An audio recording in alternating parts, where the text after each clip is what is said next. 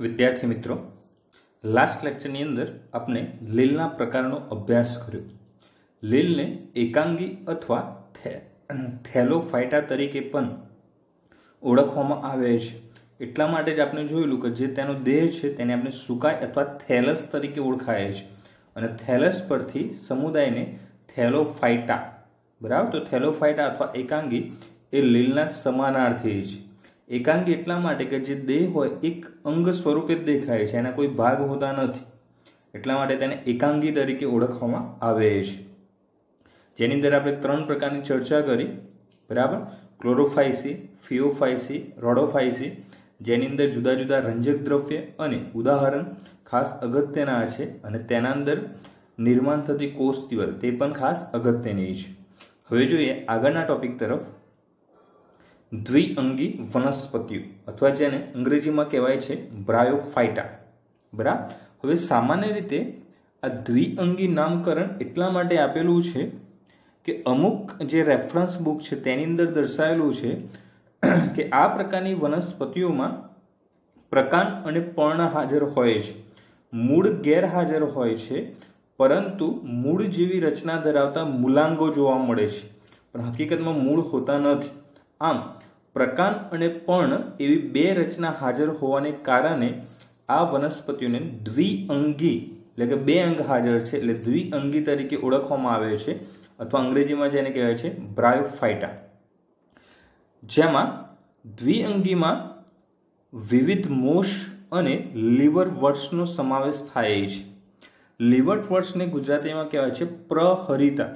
પ્રહરિતાનો अर्थ થાય જમીન પર પથરાયેલ, पथरायेल जे स्थितिमां होय तेने कहेवाय छे प्रहरिता।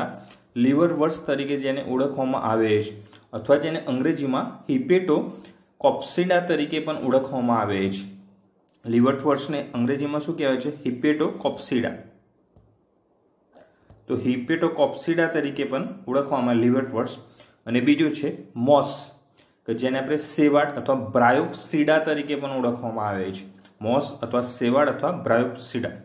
હવે આ જે દ્વિઅંગી વનસ્પતિઓ છે તેમના રહેઠાણની વાત કરીએ તો સામાન્ય રીતે પર્વતીય વિસ્તારોમાં ભેજયુક્ત અને છાયાવાળી જગ્યાએ, ખાસ અગત્યનું છે છાયાવાળી અને કેવી ભેજવાળી જગ્યાએ જે છે તેનો વિકાસ થયેલો જોવા મળે છે। હવે આ હકીકતમાં દ્વિઅંગી જે વનસ્પતિઓ જે છે એ જમીન પર ઉગે છે। એમનું જે નિર્માણની ક્રિયા થાય છે, ઉત્પાદન ક્યાં થાય છે? જમીન પર થાય છે। परंतु लिंगी प्रजनन माटे तेमने पाणी पर आधार राखवो पड़े छे। એટલે पाणी जो न होय तो लिंगी प्रजनननी क्रिया थई शकती नथी। आम जमीन अने पाणी बंने रचना जरूरी होवाथी आ वनस्पति सृष्टिने એટલે કે દ્વિઅંગી વનસ્પતિને ઉભયજીવી વનસ્પતિઓ પણ કહે છે। તો ઉભયજીવી અથવા એમ્ફિબિયન્સ વનસ્પતિઓ તરીકે સમાવેશ થશે દ્વિઅંગી વનસ્પતિ। આપણે રહેઠાણ આગળ કીધું કે પર્વતીય વિસ્તારમાં કેવી જગ્યામાં? ભેજયુક્ત છાયાવાળી જગ્યાએ। તો સામાન્ય રીતે ભેજવાળી અને છાયાવાળી જગ્યાએ તેનું નિવાસ સ્થાન છે। તેઓ ખુલ્લા ખડકો કે જમીન પર થતા વનસ્પતિ અનુક્રમણમાં અગત્યનો ભાગ ભજવે છે। હવે વનસ્પતિ અનુક્રમણ એટલે શું? અનુક્રમણ એટલે તમે અનુક્રમણિકા શબ્દ સાંભળેલો છે, ઇન્ડેક્સ। ઇન્ડેક્સની અંદર એક ખાસિયત હોય છે કે क्रमानुसार गोठवायेलू होय। એટલે अनुक्रमण એટલે 1 2 3 એમ क्रमानुसार नंबर આપેલા હોય। તો જ્યારે આપણે નિવસન તંત્ર ડિટેલમાં ભણીશું ત્યારે બે પ્રકારના અનુક્રમણ આપણે ભણવાના આવશે, જલીય અનુક્રમણ અને સ્થલીય અનુક્રમણ। જલીય અનુક્રમણ એટલે શું? તો જમીનની અંદર જે કાળક્રમે નવી નવી જે વનસ્પતિનો ઉદ્ભવ થાય, શરૂઆતની વનસ્પતિ પછી એના પછીની એ કાળક્રમે જે વિકાસ થાય તેને કહેવાય જલીય અનુક્રમણ। અને એવી જ ઘટના જ્યારે જમીન ઉપર થાય તો તેને કહેવાય સ્થલીય અનુક્રમણ। તો જે અનુક્રમણ થતું હોય છે એમાં દ્વિઅંગી પ્રથમ નિર્માણ થાય છે, એટલા માટે તેને વનસ્પતિ અનુક્રમણમાં અગત્યનો ભાગ ભજવે છે તે તરીકે ઓળખવામાં આવે છે। કારણ કે દ્વિઅંગી નિર્માણ થાય પછી એનાથી વિકસિત ત્રિઅંગી હોય, અનાવૃત, આવૃત, તે રીતે વિકાસ થતો હોય છે। એટલા માટે તેને વનસ્પતિ અનુક્રમણમાં ખાસ અગત્યના ભાગ તરીકે ઓળખવામાં આવે છે। તેનો વાનસ્પતિક દેહ લીલ કરતા વધુ વિભેદન દર્શાવે છે। હવે વધુ વિભેદન દર્શાવે છે એનો અર્થ એવો થશે કે વધુ અંગો અથવા વધુ રચના હાજર જોવા મળે. યાદ કરો, વિભેદનની ક્રિયા શું હતી? કોષોમાંથી પેશી બનાવી, પેશીમાંથી અંગ. તો જેમ જેમ વિભેદન વધુ થતા શરીર રચના કેવી થતી? વધુ વિકસિત. વિભેદન થાય તો કોષમાંથી પેશી, પેશીઓનું વિભેદન થાય તો અંગ. જેટલા વધુ વિભેદન એટલું જટિલ તંત્ર નિર્માણ થાય. તો લીલ કેવી હતી? એકદમ સરળ રચના હતી. તો એના કરતાં અહીંયા થોડું વધુ વિભેદન હોય એટલે કેવી રચના થશે? થોડી જટિલ રચના થશે, એટલે કે વિકસિત રચના થશે. તે સુકાઈ જેવી તેમજ જમીન ઉપર પથરાયેલી કે ટટ્ટાર રચના ધરાવે છે. સુકાઈ જેવી એટલે કે લીલ જેવી રચના પથરાયેલી સ્વરૂપે જોવા મળે. આ ઉપરાંત જમીન પર પથરાયેલી હોય કે ઊભી રચના, ટટ્ટાર રચના પણ જોવા મળે છે. જે એક કોષીય કે બહુકોષીય મૂલાંગો દ્વારા આધાર સાથે સ્થાપિત થયેલી જોવા મળે છે. બરાબર, આપણે આગળ જોયેલું દ્રઢ ગ્રહ નામની રચના જે લીલને આધાર આપવાનું કાર્ય કરે અથવા સ્થાપક અંગ તરીકે ભાગ ભજવતી હતી. કઈ રચના હતી? દ્રઢ ગ્રહ. જ્યારે અહીંયા આધાર આપવાનું કાર્ય કોણ કરે છે? મૂલાંગો. જો મૂલાંગો રચના અલગ અને મૂળ રચના અલગ. મૂળ વિકસિત રચના છે, મૂળ જેવી હોય પણ વિકસિત સંપૂર્ણ ન હોય તેવી રચનાને મૂલાંગો કહેવાય. જે એકકોષીય હોય કે બહુકોષીય હોય છે તેના દ્વારા દ્વિઅંગી વનસ્પતિનું સ્થાપન થાય છે. અહીં મુખ્ય વનસ્પતિ દેહ એકકીય જન્યુજનક અવસ્થા સ્વરૂપે હોય છે જે જન્યુઓ ઉત્પન્ન કરે છે. એટલે જે દેહની જે રચના હોય છે કયા સ્વરૂપે? એકકીય એટલે સિંગલ રંગસૂત્ર હાજર હોય તેને એકકીય કહેવાય.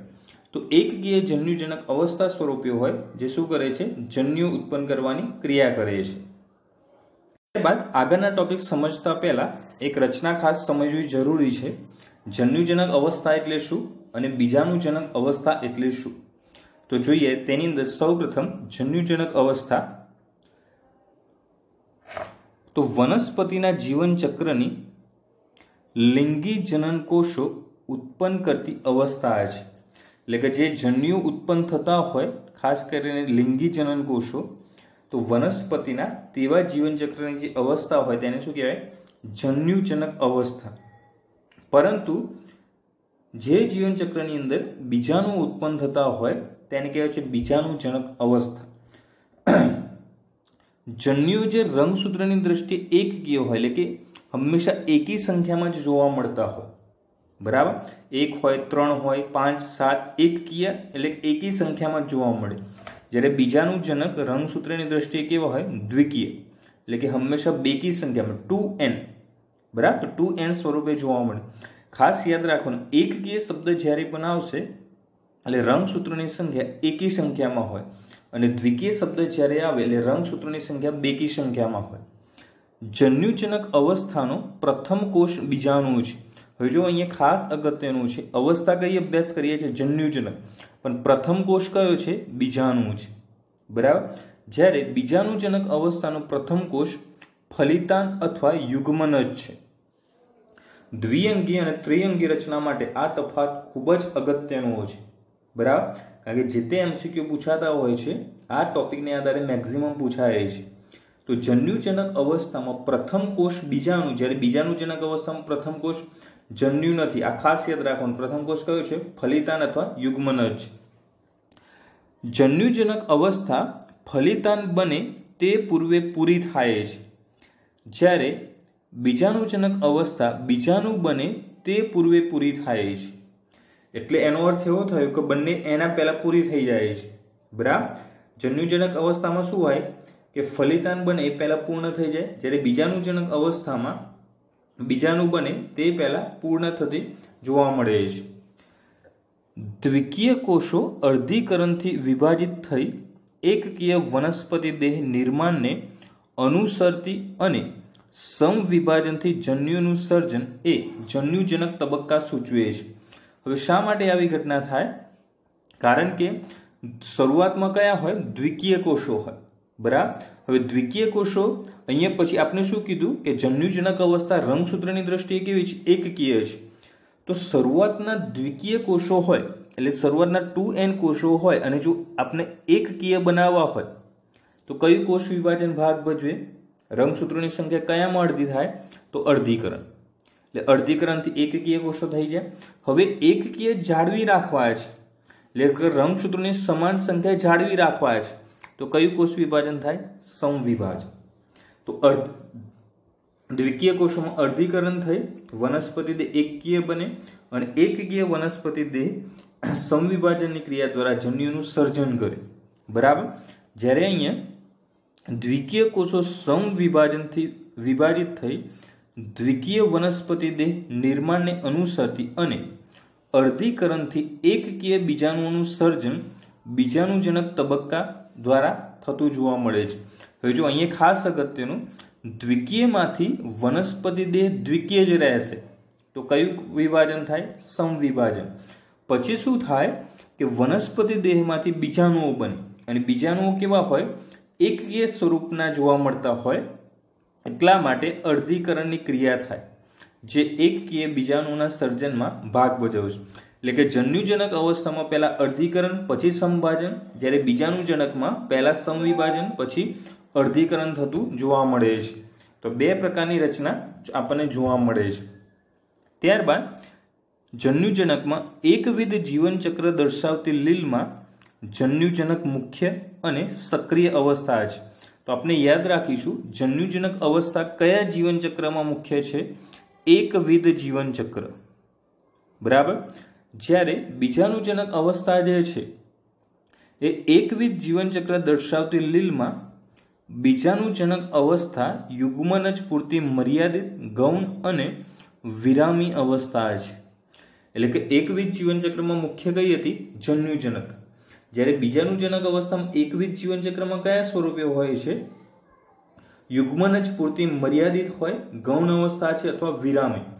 એનો અર્થ એ થયો જન્યુજનક અવસ્થા એકવિધ ચક્રમાં મુખ્ય, જ્યારે એકવિધ જીવનચક્રમાં બીજાણુજનક અવસ્થા ગૌણ છે। દ્વિઅંગી વનસ્પતિમાં જન્યુજનક એ મુખ્ય વનસ્પતિ દેહ તરીકે એકકીય, બહુકોષી, સ્વાવલંબી અને સ્વતંત્ર હોય છે। ચારે ચાર અગત્યના શબ્દો છે। એકકીય એટલે રંગસૂત્રની દ્રષ્ટિએ, બહુકોષી એટલે કોષોની સંખ્યાની દ્રષ્ટિએ, સ્વાવલંબી એટલે પોષણની દ્રષ્ટિએ અને સ્વતંત્ર એટલે મુખ્ય મૂળ એનો જે દેહ હોય એ બીજાથી અલગ છે તે દ્રષ્ટિએ। તો એકકીય, બહુકોષી, સ્વાવલંબી અને સ્વતંત્ર। જ્યારે દ્વિઅંગીમાં જે બીજાણુજનક અવસ્થા જે હોય છે એ ગૌણ અને જન્યુજનક પર પરોપજીવી છે। એટલે કે જન્યુજનક સ્વાવલંબી છે, જ્યારે બીજાણુજનક જન્યુજનક પર આધારિત હોવાથી પરોપજીવી છે।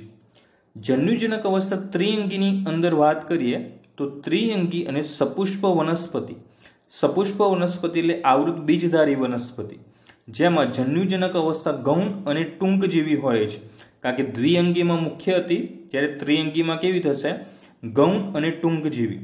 જ્યારે ત્રિઅંગી અને સપુષ્પ વનસ્પતિમાં બીજાણુજનક અવસ્થા મુખ્ય, વનસ્પતિ દેહ મૂળ પ્રકાંડ અને પર્ણમાં વિભેદિત હોય છે। તો અહીંયા બંને જે છે ઓપોઝિટ થશે। જન્યુજનક અવસ્થા દ્વિઅંગીમાં મુખ્ય, જ્યારે બીજાણુજનક અવસ્થા ત્રિઅંગી અને આવૃત બીજધારીમાં મુખ્ય જોવા મળે, અને એનાથી વિરુદ્ધ ગૌણ અવસ્થા જે છે એ આપણને જોવા મળશે અલગ અલગ।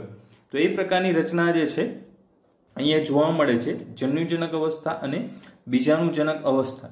તો આગળના ટોપિક તૈયાર કરતા પહેલા આ તફાત આપણને કમ્પ્લીટ ખબર હોવો જોઈએ, જેના લીધે આગળના શબ્દો વધુ આપણને સરળતાથી સમજાઈ જાય। વાત કરીએ દ્વિઅંગીના લિંગી પ્રજનન અંગો, બરાબર।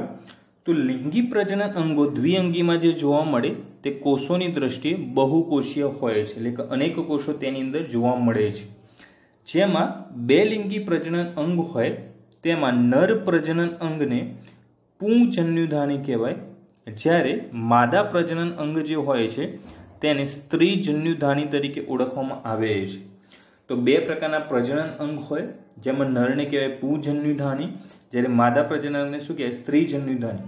હવે યાદ કરો, આવૃત બીજધારી વનસ્પતિ હોય અથવા જે પુષ્પ હોય તો તેમાં નર પ્રજનન અંગને આપણે શું કહીએ છીએ? પુંકેસર, અને માદા પ્રજનન અંગને શું કહેતા? સ્ત્રીકેસર। જ્યારે દ્વિઅંગીમાં શું કહેવાશે? પુંજન્યુધાની અને સ્ત્રીજન્યુધાની। પુંજન્યુધાની જે છે તે બે દ્વિકશાધારી ચલ પુંજન્યુ ઉત્પન્ન કરે છે, એટલે પુંજન્યુધાનીમાંથી ચલ પુંજન્યુ ઉત્પન્ન થાય જે બે કસા ધરાવતા જોવા મળે છે, જ્યારે સ્ત્રીજન્યુધાની જે હોય છે એ ચંબુ જેવા આકારની હોય અને તેમાં ફક્ત એક જ અંડકોષ ઉત્પન્ન થાય છે. માનવ શરીરમાં પણ એવું જ હોય, એક માસિક ચક્ર દરમિયાન એક જ અંડકોષ નિર્માણ થવાની ક્રિયા થાય છે. બરાબર. તો પુંજન્યુધાની અને સ્ત્રીજન્યુધાની, તો પુંજન્યુ દ્વારા નરજન્યુ ઉત્પન્ન થશે, જ્યારે સ્ત્રીજન્યુધાની દ્વારા અંડકોષ ઉત્પન્ન થશે. અને સ્ત્રીજન્યુધાનીનો આકાર ખાસ અગત્યનો ચંબુ જેવા આકારની જોવા મળે છે.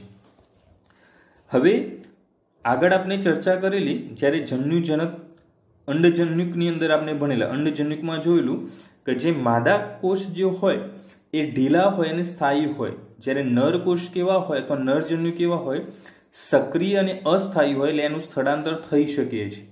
તો તે જ રીતે અહીંયા ચલ પુંજન્યુઓ કે જે નરજન્યુઓ છે એ પાણીમાં મુક્ત થઈ સ્ત્રીજન્યુધાની સુધી પહોંચે છે, એટલે કે હલનચલન પ્રચલન દ્વારા ક્યાં સુધી પહોંચશે? સ્ત્રીજન્યુધાની સુધી. અને જેમાંનો એક ચલજન્યુ અંડકોષ સાથે જોડાઈને ફલિતાંડ અથવા યુગ્મનજની રચના કરે છે. તો હકીકતમાં શું થાય? ધારો કે આપણે વિચારીએ કે અહીંયા જે છે અંડકોષ રહેલો છે, બરાબર, અથવા સ્ત્રીજન્યુધાની છે અહીંયા, જેને આપણે સિમ્બોલિક તરીકે આ રીતે દર્શાવી શકીએ, 0 અને ઉપર પ્લસની નિશાની. જ્યારે અહીંયા ધારો કે નરજન્યુ છે, એ નરજન્યુ જે છે એ સ્થળાંતર પામી અને ક્યાં પહોંચશે? સ્ત્રીજન્યુધાની સુધી. બરાબર. અને સ્ત્રીજન્યુધાની સુધી પહોંચી આ જન્યુઓ જે હોય બે હોય, ચલ પુંજન્યુ બે હોય, એમાંનો એક જે છે એ અંડકોષ સાથે જોડાશે, આની સાથે જોડાઈ જાય, અહીંયા જોડાણ થઈ જાય અને તેમાંથી ફલિતાંડ નિર્માણ થાય. અને ફલિતાંડ હંમેશા કેવી રચના છે? દ્વિકીય યુગ્મનજ, કારણ કે બંનેના એકકીય રંગસૂત્ર જોડાય એટલે દ્વિકીય રચનાનું નિર્માણ થાય. ફલિતાંડમાં તરત જ અર્ધીકરણ વિભાજન થતું નથી, પરંતુ તે સમભાજન પામી બહુકોષીય બીજાણુજનક અવસ્થાની રચના કરે છે. એટલે અહીંયા કઈ રચના નિર્માણ થશે? હવે બીજાણુજનક અવસ્થા.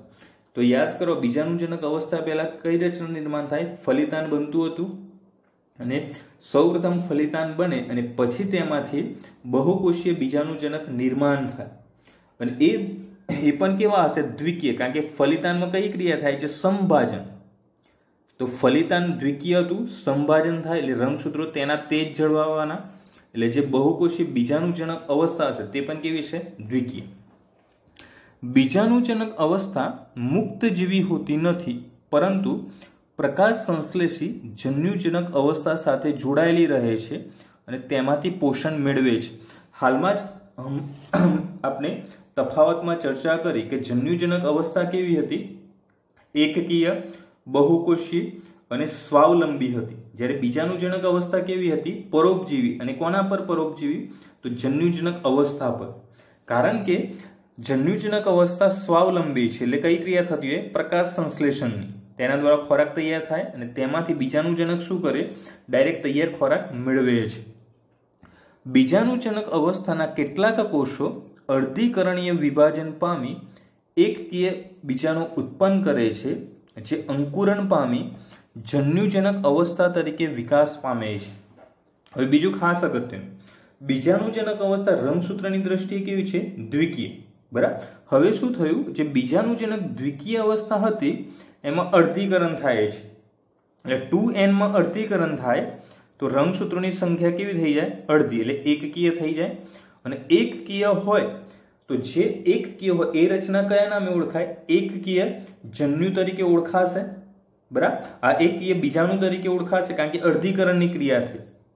ફરીથી અત્યાર સુધી આપણે જોયું કે બીજાણુજનક અવસ્થાનું નિર્માણ થયું શેમાંથી? ફલિતાંડમાંથી. બરાબર. હવે તેમાંના જ કેટલાક કોષો શું થાય? અર્ધીકરણીય વિભાજન પામે, એટલે કે બીજાણુજનક અવસ્થામાંથી બહુકોષીય બીજાણુજનક અવસ્થામાંથી અર્ધીકરણ પામી એકકીય બીજાણુ ઉત્પન્ન કરે છે, જે અંકુરણ પામી જન્યુજનક અવસ્થા તરીકે વિકાસ પામે છે. કેમ જન્યુજનક અવસ્થા તરીકે? કારણ કે જન્યુજનક અવસ્થા રંગસૂત્રની દ્રષ્ટિએ કેવી છે? એકકીય. એટલે જે બીજાણુ ઉત્પન્ન થયા હોય તે જ પછી સંભાજન દ્વારા જન્યુજનક અવસ્થા રૂપાંતર થાય અને જન્યુજનક અવસ્થા તરીકે વિકાસ પામે છે. દ્વિઅંગીની આર્થિક અગત્યતા અથવા આર્થિક ઉપયોગિતા. તો સામાન્ય રીતે દ્વિઅંગી વનસ્પતિઓની આર્થિક અગત્યતા જે છે ખૂબ જ ઓછી છે, કારણ કે લિમિટેડ માત્રામાં આ દ્વિઅંગી વનસ્પતિઓ છે, એટલે તેની ઉપયોગિતા પણ ખાસ નથી.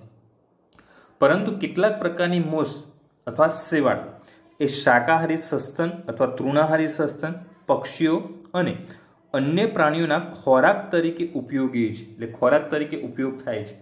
યાદ કરો, જ્યારે આપણે લીલ ભણેલા તો લીલની અંદર પણ આપણે અભ્યાસ કરેલો કે ક્લોરોલા છે, સ્પિરુલિના અથવા સ્પાઇરુલિનાનો ઉપયોગ અવકાશયાત્રીઓ માટે ખોરાક તરીકે, ત્યારબાદ પોર્ફાયરા, સરગાસમ, લેમિનારિયા તેનો ઉપયોગ પણ ખોરાક તરીકે, જે યોગ્ય પોષક દ્રવ્ય પૂરા પાડે છે. બરાબર. જેલિડિયમ ગ્રાસિલારિયા જે આઈસ્ક્રીમ અને જેલીની બનાવટમાં યુઝ થાય છે, તો અહીંયા પણ મોસનો ઉપયોગ ખોરાક તરીકે થાય છે. સ્ફેગ્નમ પ્રકારની મોસનો ઉપયોગ કોલસાની જેમ બળતણ તરીકે થાય છે. હવે આ સ્ફેગ્નમ પ્રકારની જે દ્વિઅંગી વનસ્પતિ જે છે એ જ્યારે પાણીની અંદર હોય તો એ જમા થઈ આખા સ્તર નિર્માણ કરે અને સડી જાય. બરાબર. અને એ સડો જે છે એ ઓળખવામાં આવે પીટ તરીકે. અને જ્યારે જ્યારે વધુ પડતા સ્તર જમા થતા જાય તો દબાણના કારણે એ ઘટ્ટ થતા જાય, તો એ કોલસાનું સ્વરૂપ પીટ તરીકે ઓળખવામાં આવે છે, કે જે સૌથી ઉતરતી કક્ષાનો કોલસો છે. બરાબર. કારણ કે કોલસાના પ્રકાર આપણે જાણીએ છીએ એન્થ્રેસાઇટ, બિટુમિન્સ, લિગ્નાઇટ અને પીટ. તો સૌથી ઉચ્ચ કક્ષાનો એન્થ્રેસાઇટ જેમાં કાર્બનનું પ્રમાણ મેક્સિમમ હોય, જ્યારે પીટ સૌથી નીચી કક્ષાનો કોલસો જેમાં કાર્બનનું પ્રમાણ સૌથી ઓછું હોય છે. તો એ પીટ કોલસાની જેમ બળતણ તરીકે ઉપયોગ થાય છે. આ ઉપરાંત આ જે સ્ફેગ્નમ પ્રકારની જે લીલ હોય છે એ પાણીને જકડી રાખવાનો ગુણધર્મ ધરાવે છે, જેના કારણે તે અમુક વસ્તુના જે પેકેજિંગ જે હોય, બરાબર, એટલે કે જે જીવન જરૂરી જે માલ સામાન હોય, તો એ બધા માલ સામાનને પેકિંગ કરવા માટે, એટલે કે બાંધવા માટે અને તેને પાણીની અંદર જ અન્ય જગ્યાએ સ્થળાંતર કરવા માટે ખૂબ ઉપયોગી સાબિત થાય છે. કારણ કે પાણી સામે તે અવરોધક તરીકે વર્તે છે, એટલે સામાન્ય જે છે પાણીથી નુકસાન થતા અટકાવે છે. તો આ બે કારણસર સ્ફેગ્નમ પ્રકારની લીલનો ઉપયોગ, આ દ્વિઅંગીનો ઉપયોગ થાય છે.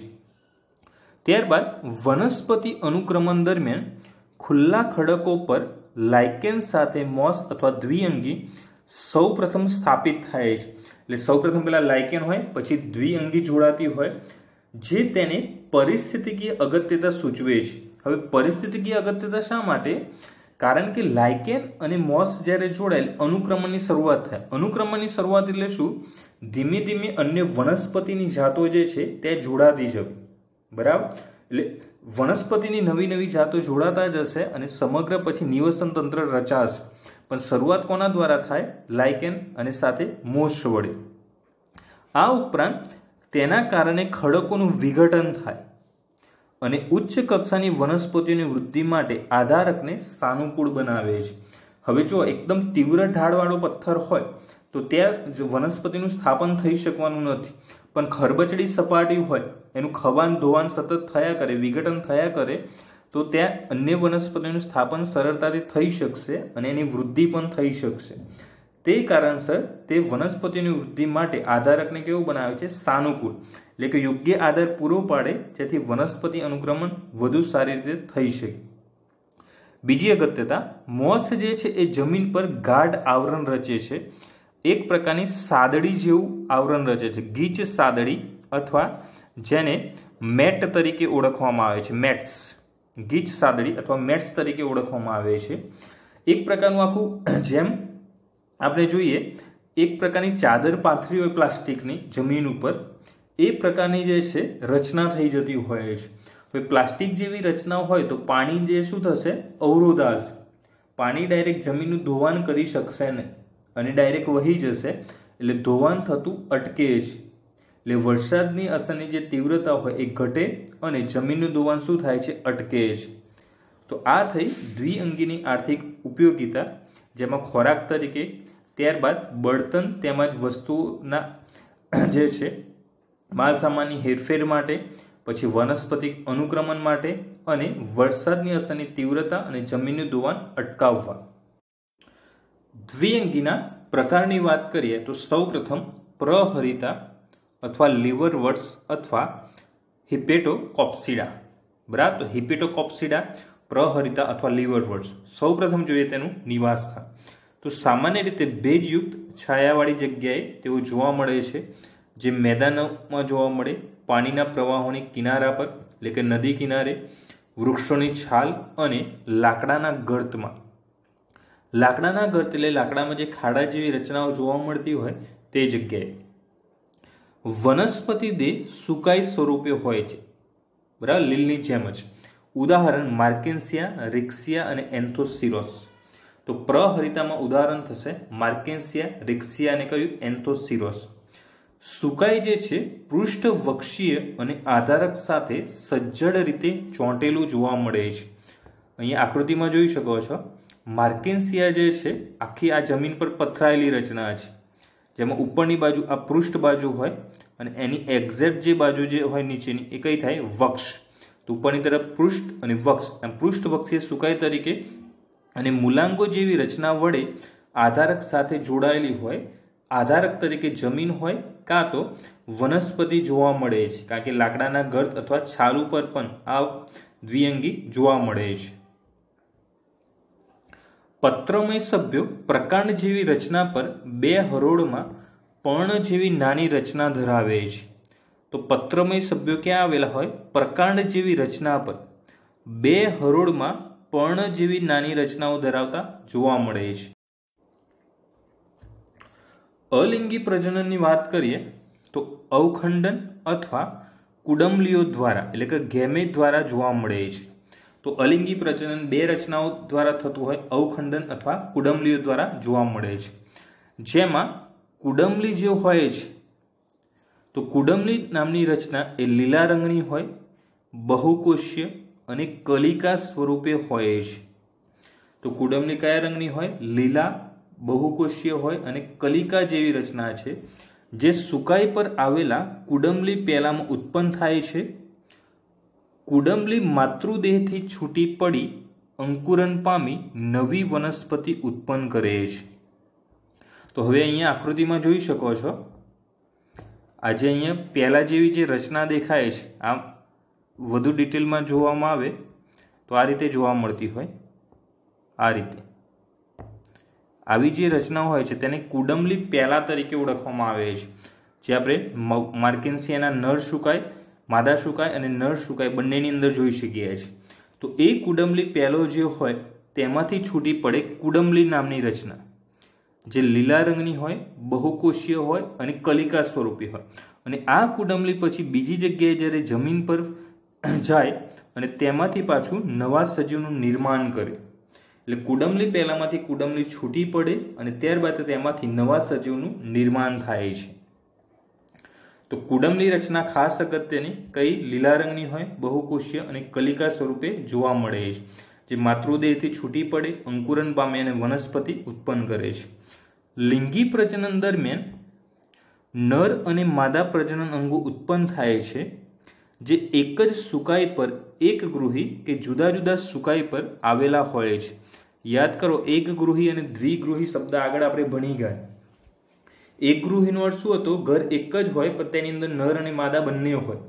જ્યારે દ્વિગૃહી એટલે નરનું ઘર પણ અલગ હોય, માદાનું ઘર પણ અલગ હોય. તે રીતે આપણે યાદ રાખેલું. તો દ્વિગૃહી એટલે નર જાતિ અલગ જોવા મળે, માદા જાતિ અલગ હોય. એક ગૃહી એટલે એક જ જાતિમાં નર અને માદા બંને જે છે લિંગ સંકળાયેલા જોવા મળતા હોય, તો તેને એક ગૃહી, અને જો જુદા જુદા હોય તો દ્વિગૃહી. બીજાનુજનક અવસ્થા જે હોય છે તે પાદ, દંડ અને પ્રાવર ધરાવે છે. અંગ્રેજીમાં જેને કહેવાય છે ફૂટ, દંડને સીટા અને પ્રાવરને કેપ્સ્યુલ તરીકે ઓળખવામાં આવે છે. તો ત્રણ જે છે રચના જોવા મળતી હોય, જે આગળ આપણે જોશું. આ પ્રકારની રચના જોવા મળતી હોય, પ્રાવર જોવા મળે, બરાબર. પછી નીચેની તરફ જે છે મૂલાંગો જોવા મળતા હોય, પ્રપર્ણ, પ્રાવર, દંડ જોવા મળતા હોય. તો આ રીતે જે રચના જોવા મળતી હોય તેમાં ત્રણ ભાગ જોવા મળતા હોય, પાદ, દંડ અને પ્રાવર, બરાબર. તો પાદ જે હોય, દંડ હોય અને પ્રાવર. પ્રાવર સૌથી ઉપરની તરફ હોય, પછી જે દંડ કીધું એ પ્રાવરમાંથી નિર્માણ થાય એટલે તેને પ્રાવર દંડ કહેવાય છે અને નીચેની જે રચના હોય તેને પ્રાવર તરીકે ઓળખવામાં આવતી હોય છે. તો 3 ભાગ જોવા મળતા હોય છે: પાદ, દંડ અને પ્રાવર. પ્રાવરમાં અર્ધીકરણ વિભાજનથી બીજાણુ ઉત્પન્ન થાય છે અને આ બીજાણુ અંકુરન પામી મુક્તજીવી જન્યુજનક અવસ્થા રચે છે. એટલે પ્રાવરમાં કઈ ઘટના થશે? અર્ધીકરણ, જેમાં શું ઉત્પન્ન થવાના? બીજાણુ ઉત્પન્ન થશે અને બીજાણુ અંકુરન પામી શું કરશે? મુક્તજીવી જન્યુજનક અવસ્થાનું નિર્માણ પામે છે. કારણ કે શરૂઆતમાં જે છે દ્વિકીય હોય એટલે અર્ધીકરણથી એકકીય બનશે અને એકકીય જન્યુ તરીકે તે વધશે અને પોતાનું અસ્તિત્વ ધરાવશે. ઉદાહરણ તરીકે અહીંયા માર્કેન્સિયાની નર અવસ્થા અને માદા અવસ્થા દર્શાવેલી છે. નર શુકાય અને માદા શુકાય, જેમાં ઉપરની તરફ પુજન્યુધાનીધર અને માદામાં સ્ત્રીજન્યુધાનીધર. ત્યારબાદ કુડમલી પહેલાની રચના બંનેમાં અને નીચે મૂલાગ્રોની રચના. અન્ય ઉદાહરણ રિક્સિયા, જેની અંદર આવેલી છે સ્ત્રીજન્યુધાની. ત્યારબાદ જોઈએ દ્વિઅંગીનો બીજો પ્રકાર, મોસ અથવા શેવાળ. તો મોસના જીવનચક્રની મુખ્ય પ્રભાવી અવસ્થા જન્યુજનક છે. તેમાં 2 અવસ્થાઓ આવેલી છે. તો આગળ પણ આપણે ચર્ચા કરેલી તફાવત દરમિયાન તેમાં જોયેલું કે દ્વિઅંગીમાં મુખ્ય અવસ્થા હંમેશા કઈ જોવા મળશે? જન્યુજનક. જ્યારે ત્રિઅંગી હોય તો કઈ થઈ જશે? બીજાણુજનક. તો મોસની અંદર જે 2 અવસ્થાઓ જોવા મળે છે તેમાંની પ્રથમ અવસ્થા છે પ્રતંતુ અવસ્થા અને બીજી અવસ્થા જે હોય છે તેને કહેવાય છે પર્ણમય અવસ્થા. એટલે પ્રતંતુ અવસ્થા જેને કહેવાય પ્રોટોનેમા સ્ટેજ અને પર્ણમય અવસ્થા જેને કહેવાય લીફી સ્ટેજ તરીકે ઓળખવામાં આવે છે. પ્રતંતુ અવસ્થા જે હોય છે તેમાં તે સીધી જ બીજાણુના અંકુરનથી ઉત્પન્ન થાય છે. તે પથરાયેલી એટલે કે ભૂપ્રસારી, જમીન પર ફેલાયેલી તેને કહેવાય ભૂપ્રસારી લીલા રંગની શાખિત અને તંતુમય અવસ્થા છે. તો પ્રતંતુ અવસ્થા કેવી હોય? જમીન પર પથરાયેલી લીલા રંગની શાખિત અને તંતુમય. આગળ આપણે કુડમલી બને તે કેવી હતી? લીલા રંગની કલિકા સ્વરૂપે જોવા મળતી હતી. જ્યારે લીલા રંગની શાખિત અને કેવી છે? તંતુમય સ્વરૂપે જોવા મળે છે. બીજો તબક્કો જે પર્ણમય અવસ્થા સ્વરૂપે હોય, જે દ્વિતીયક પ્રતંતુ પરથી પાર્શ્વીય કલિકા સ્વરૂપે ઉત્પન્ન થાય છે. એટલે હકીકતમાં જે પર્ણમય અવસ્થા છે એ નિર્માણ ક્યાંથી થાય છે? પ્રતંતુ અવસ્થામાંથી જ. અને એ પાછા કયા પ્રતંતુમાંથી? દ્વિતીયક પ્રતંતુ પરથી પાર્શ્વીય કલિકા સ્વરૂપે ઉત્પન્ન થાય. તે ટટ્ટાર હોય છે તેમજ નળાકાર અક્ષ પર કુંતલાકારે ગોઠવાયેલા પર્ણો ધરાવે છે. તો જે નળાકાર અક્ષ હોય એના પર કુંતલાકાર ગોઠવાયેલા શું ધરાવે? પર્ણો ધરાવતી જોવા મળે છે. કુંતલાકાર એટલે આ પ્રકારનું જે છે એક પ્રકારની સ્પાઇરલ જેવી આ પ્રકારે પર્ણો જે છે ધરાવતા જોવા મળે. એક અહીંયા હોય પછી એક અહીંયા, આ રીતે જે રચના જોવા મળતી હોય તેને કુંતલાકાર પર્ણ તરીકે ઓળખવામાં આવે છે. જે જમીનમાં બહુકોષીય અને શાખિત મૂલાંગો દ્વારા સ્થાપિત થાય છે આ અવસ્થામાં પ્રજનન અંગો ઉત્પન્ન થાય છે. હવે આગળ જે આપણે કુંતલાકાર જે રચનાની વાત કરી તો આ પ્રકારની રચના હોય. અહીંયા પર્ણ જો જોઈ શકાય છે આ રીતે. તો એ પ્રકારની જે છે કુંતલાકાર રચના સ્વરૂપે જોવા મળતા હોય, વારાફરતી આખા જે છે ઘેરાયેલા હોય. અને ત્યારબાદ મૂલાંગો દ્વારા સ્થાપિત થાય અને એ જ્યારે સ્થાપન થયું હોય ત્યારે શું થાય? પ્રજનન અંગો નિર્માણ થવાની ક્રિયા થાય છે. પ્રજનનની ક્રિયા 2 પ્રકારે થતી જોવા મળે, વાનસ્પતિક અને લિંગી પ્રજનન. વાનસ્પતિક પ્રજનન થાય અવખંડન અને દ્વિતીયક પ્રતંતુમાંથી નિર્માણ થતી કલિકા દ્વારા, જે પાર્શ્વીય કલિકા સ્વરૂપે નિર્માણ થતી હોય છે. તો અવખંડન અથવા દ્વિતીયક પ્રતંતુ. જ્યારે લિંગી પ્રજનન પર્ણીય પ્રરોહના એટલે કે જે પર્ણમય અવસ્થા હતી એનો પ્રરોહ એટલે અહીંયા પ્રકાંડનો ભાગ, તેના અગ્રભાગે પુજન્યુધાની અને સ્ત્રીજન્યુધાની જેવા લિંગી પ્રજનન અંગો દ્વારા જે પર્ણમય પ્રરોહની ટોચે ઉદ્ભવે છે. એટલે કે પુજન્યુધાની અને સ્ત્રીજન્યુધાની કઈ જગ્યાએ નિર્માણ થાય? પ્રરોહના ભાગે નિર્માણ થતા જોવા મળે. અહીંયા મોસની અંદર જોઈ શકો છો આ પ્રકારની જે છે ઉપરની તરફ રચના નિર્માણ થતી હોય, આ પ્રકારની જે રચનાઓ નિર્માણ થતી હોય તો અહીંયા સ્પષ્ટ દર્શાવેલી છે પુજન્યુધાની અને સ્ત્રીજન્યુધાની. હવે અહીંયા ખાસ અગત્યનું પુજન્યુધાની સ્ફેગ્નમની અંદર પુજન્યુ ધારણ કરતી શાખા જે છે અને બીજી છે સ્ત્રીજન્યુ ધારણ કરતી શાખા. એટલે બે પ્રકારના જુદા જુદા જે છે જન્યુ ધારણ કરતી રચના જોવા મળે છે. ફલન પછી યુગ્મનજ વિકાસ પામી બીજાણુજનક અવસ્થા ઉત્પન્ન કરે છે. કારણ કે જન્યુઓ હોય, એકકીય હોય, જોડાણ થશે એટલે દ્વિકીય થાય, અને દ્વિકીય થાય એટલે કઈ અવસ્થા થાય? બીજાણુજનક અવસ્થા થાય, જે 3 રચના ધરાવે છે: પાદ, દંડ અને પ્રાવર. તો પાદ નામની રચના, દંડ અને પ્રાવર નામની રચના જોવા મળે. આ નીચેનો જે ભાગ હોય એ પાદ તરીકે ઓળખવામાં આવે, વચ્ચેનો ભાગ દંડ અથવા પ્રાવર દંડ, અને સૌથી ઉપર પ્રાવર નામની રચના જોવા મળે છે. મોસની બીજાણુજનક અવસ્થા પ્રહરિતા અથવા લીવરવર્ટ્સની બીજાણુજનક અવસ્થા કરતાં વધુ વિકસિત હોય છે. પ્રાવરમાં અર્ધીકરણ વિભાજનથી બીજાણુ ઉત્પન્ન થાય છે. મોસમાં બીજાણુના વિકિરણ માટે ખાસ યાંત્રિક રચના સૂતિકા આવેલી હોય છે. એટલે કે એવી વિશિષ્ટ રચના જોવા મળે જેના દ્વારા બીજાણુનું વિકિરણ થાય. હવે બીજાણુનું વિકિરણ એટલે શું? તો બીજાણુઓમાં જે બીજ જે રહેલા હોય એ અન્ય જગ્યાએ સ્થળાંતર થવું અથવા ફેલાવવા, તેને કહેવાય બીજાણુનું વિકિરણ. સામાન્ય એક ઉદાહરણ જોઈએ. હવે પક્ષીઓ જ્યારે કોઈ પણ વૃક્ષ ઉપર કોઈ ફળ ખાતા હોય તો એની અંદર જે ફળના દાણા આવે તો એ જ્યારે અન્ય જગ્યાએ જશે અને ત્યાં એ દાણા પડશે, અને જ્યારે ચોમાસાની ઋતુમાં એ દાણામાંથી પાછા બીજા વૃક્ષનું નિર્માણ થાય તો એ શું થયું? બીજનું વિકિરણ, એટલે કે એક જગ્યાએથી બીજનું સ્થળાંતર. તો એ પ્રમાણે જે દ્વિઅંગીમાં પ્રાવરમાં જે હોય તે જગ્યાએ અર્ધીકરણ વિભાજનથી બીજાણુ ઉત્પન્ન થાય. એટલે આ જે ટોચની જે રચના હતી તેમાંથી એ બીજાણુઓ જે છે મુક્ત થવાની ક્રિયા થાય અને અન્ય જગ્યાએ જે છે ફેલાવાની ક્રિયા થશે. તો પાદ, દંડ અને પ્રાવરમાં જે નીચેનો ભાગ જે હોય છે એ જન્યુજનક અને ઉપરનો જે ભાગ હોય એ બીજાણુજનક રચના દર્શાવે છે. વચ્ચે આપણને અહીંયા જોવા મળે છે પ્રપર્ણ, નીચે મુખ્ય અક્ષ અને મૂલાંગો આવેલા છે, વચ્ચે પ્રાવરદંડ અને સૌથી ઉપર પ્રાવર. ત્યારે ત્રીજી રચના છે અહીંયા પોલિટ્રિકમ. તો આકૃતિના નામ નિર્દેશન પણ એટલા જ અગત્યના છે, કારણ કે ડાયરેક્ટ સીધા જ ક્વેશ્ચન પૂછાય છે નિર્દેશિત ભાગ કઈ રચના દર્શાવે છે? તો પાદ, પ્રાવરદંડ અને પ્રાવર. બરાબર. તો ઉદાહરણ તરીકે આવશે મોસ, અથવા જેનું અન્ય નામ છે ફ્યુનારિયા. તો મોસ, ફ્યુનારિયા, પોલિટ્રિકમ અને સ્ફેગ્નમ